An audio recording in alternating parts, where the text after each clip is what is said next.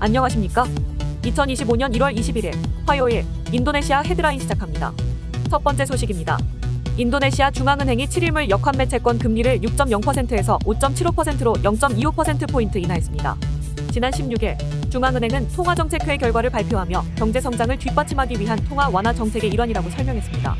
이번 금리 인하는 금융시장의 예상을 깬 결정으로 경제 회복 지원에 초점을 맞췄습니다. 중앙은행은 최근 가계 소비 둔화와 수출 부진을 주요 우려로 지목하며 올해 경제 성장률 전망치를 기존 4.8에서 5.6%에서 4.7에서 5.5%로 하향 조정했습니다. 페리 와르지오 중앙은행 총재는 경제 성장이 둔화되는 상황에서 금리 인하는 적절한 조치라며 추가적인 통화 완화 가능성을 시사했습니다. 한편 금리 인하 발표 후 외환시장에서 루피아 가치는 달러당 16,335루피아로 하락하며 6개월 내 최저치를 기록했습니다. 전문가들은 이번 결정이 루피아 약세를 불러올 수 있다고 경고했습니다. 특히 MUFG의 로이드 찬 애널리스트는 금리 인하는 필연적으로 루피아에 부담을 줄 것이라고 평가했습니다. 반면 DBS 은행의 라디카 라오 이코노미스트는 중앙은행의 이번 결정을 인도네시아 경제 성장에 대한 강력한 신호로 해석했습니다. 다음 소식입니다. 인도네시아의 빈곤율이 사상 처음으로 9% 이하로 떨어졌습니다. 통계청에 따르면 2023년 9월 기준 빈곤율은 8.57%로 집계되었으며 이는 1960년 빈곤율 발표가 시작된 이래 가장 낮은 수치라고 통계청장이 발표했습니다. 하지만 이는 2024년 국가 예산에서 제시한 7.5% 이하 목표에는 미치지 못한 결과입니다. 9월 기준 빈곤선 이하 인구는 2,406만 명으로 3월에 2,522만 명에서 감소했습니다. 이는 빈곤선이 월 소비 기준 59만 5,241루피아로 상향 조정된 상황에서도 달성된 성과입니다. 다만 농촌 지역의 빈곤율은 11.3%로 도시 지역의 6.7%보다 훨씬 높아 지역 간 격차가 여전히 존재합니다.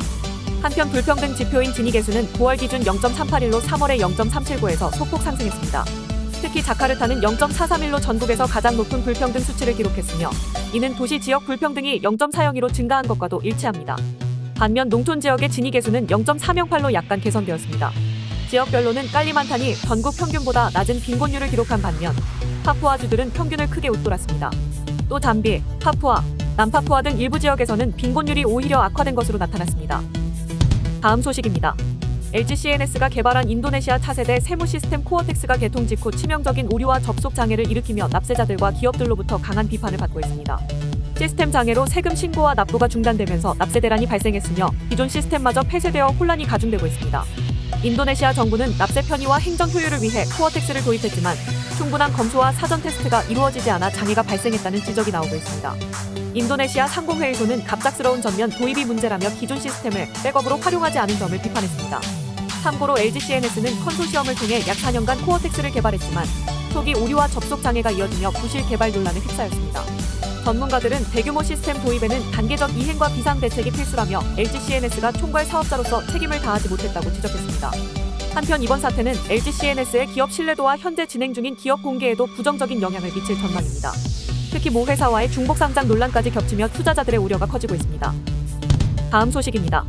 이동통신사 XL 악시아타와 스마트프렌 텔레콤의 합병을 통해 치열했던 가격 경쟁이 마무리되고 AI 및 디지털 서비스 경쟁이 본격화되고 있습니다.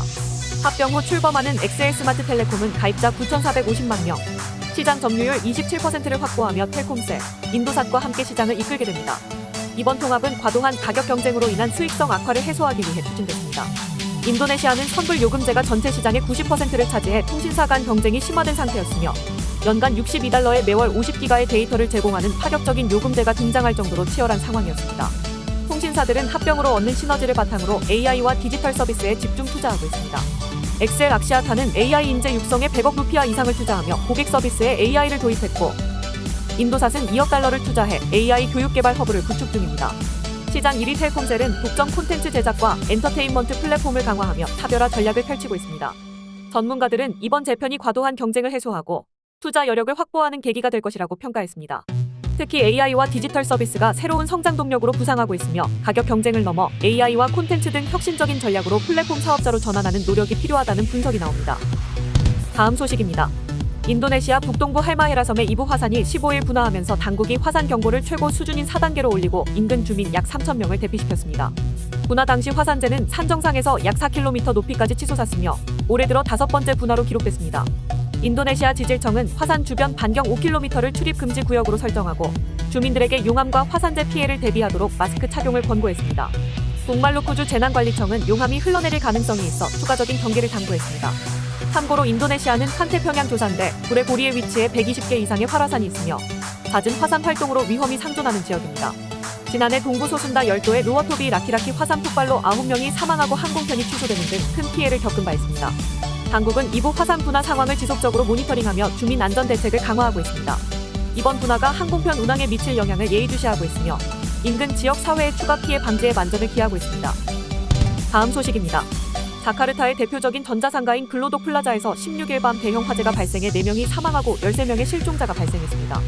자카르타 소방구조국은 47대 이상의 소방차와 200명 이상의 인력을 투입해 진화 작업을 진행했으며 잔불은 17일 저녁까지 계속됐습니다. 화재는 7층 나이트클럽에서 시작돼 상층부로 빠르게 확산된 것으로 추정되고 있습니다.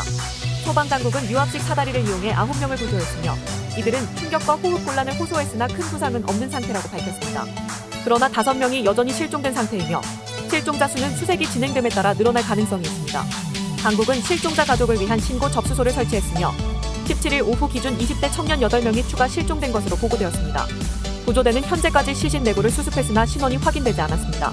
한편 1970년대 전자상가로 변모한 글로독 플라자는 원래 1743년 반군을 수용하기 위해 설립된 네덜란드 관리의 감옥이었습니다. 이후 자카르타를 넘어 여러 섬의 반군을 수용했으며 한때 독립운동가이자 초대 부통령인 모하마 타타도 이곳에 수감된 바 있습니다. 이번 화재는 오랜 역사를 가진 건물에 또 하나의 비극적인 흔적을 남겼습니다. 시청해주셔서 감사합니다. 다음 시간에 뵙겠습니다.